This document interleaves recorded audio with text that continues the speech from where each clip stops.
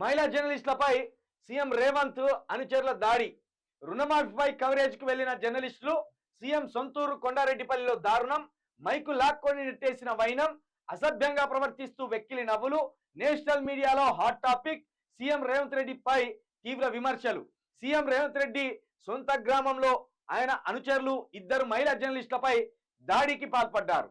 రుణమాఫీ వివరాలపై రైతులతో మాట్లాడేందుకు మహిళా జర్నలిస్టు సరిత విజయారెడ్డి గురువారం ఉదయం కోడంగల్ నియోజకవర్గంలోని రేవంత్ రెడ్డి సొంత గ్రామం కొండారెడ్డిపల్లికి వెళ్లారు.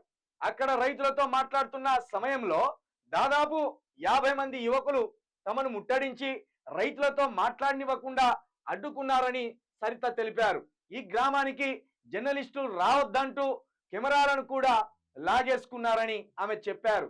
ఏ మీడియా వాళ్ళైనా ఎక్కడికైనా వెళ్లే హక్కు రాజ్యాంగం కల్పించిందని చెప్పినా వినిపించుకోలేదని అన్నారు. అయితే రేవంత్ అనుచరుల ఆగడాలను రికార్డ్ చేయడానికి ప్రయత్నిస్తుండగా ఫోన్లను కూడా లాగేసుకున్నారని ఆమె తెలిపారు.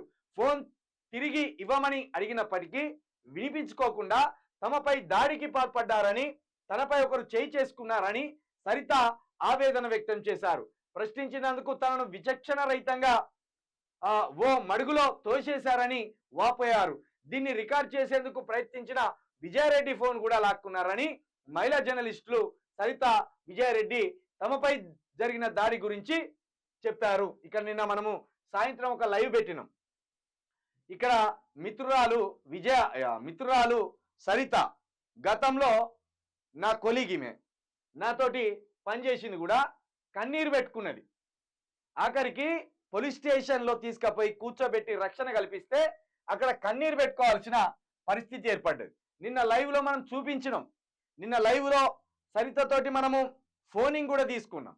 ఈ కొండారెడ్డిపల్లిలో కవరేజ్ కోసం పోతే అక్కడ ముందే ఒక 200 మంది జమై అనుచరులు కోడంగల్లో వాళ్ళ సొంత గ్రామంలో వీళ్ళను వెంబడించి తరిమి ఫోన్లు గుంజుకొని ఆ చైన్లో ఉన్న బురదలో కూడా నెట్టేసిందట. దాని మీద ఇదే వెల్దండిలో కేసు పెడితే ఆ కేసును కూడా పోలీసులు పట్టించుకోలేదట. ఆ క్రమంలో మరొకసారి ఇక్కడున్న హైదరాబాద్లో ఉన్న జర్నలిస్టులకు ఫోన్ చేసి మా మీద ఇక్కడ దాడులు జరిగే పరిస్థితి ఉన్నది, కవర్ చేయాలని చెప్తే ఇక్కడ నుండి ఉటావుటిన ఆ జర్నలిస్ట్ శంకరు, అదేవిధంగా వైఆర్టీవీ రంజిత్ రెడ్డి అక్కడికి పోయే క్రమంలో వాళ్ళను కూడా వెంబడించడం జరిగింది. ఇట్లా ఈ క్రమంలో నిన్న ఈ సోదరి కన్నీరు మున్నీరుగా విలపించవలసిన పరిస్థితి ఏర్పడ్డది. ఇగో ఇదే ఆ ఘటన.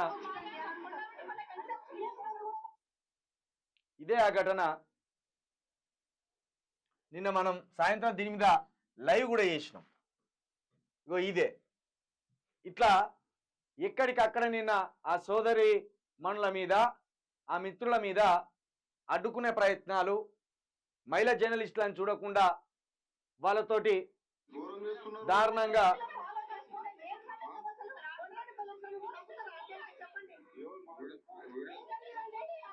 వీళ్ళే రేవంత్ రెడ్డి అనుచారు.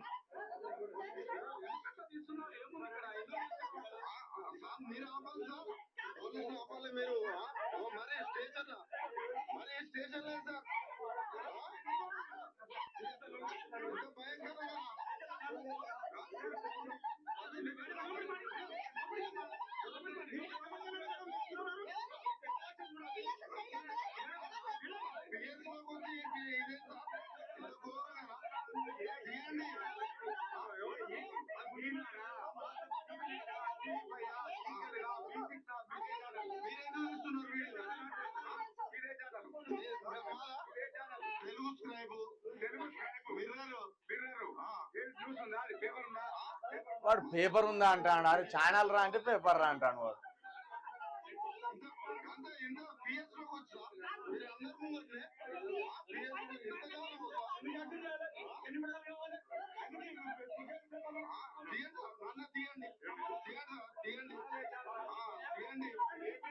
పోలీసులు నిస్సహాయ స్థితిలో ఉన్నారు.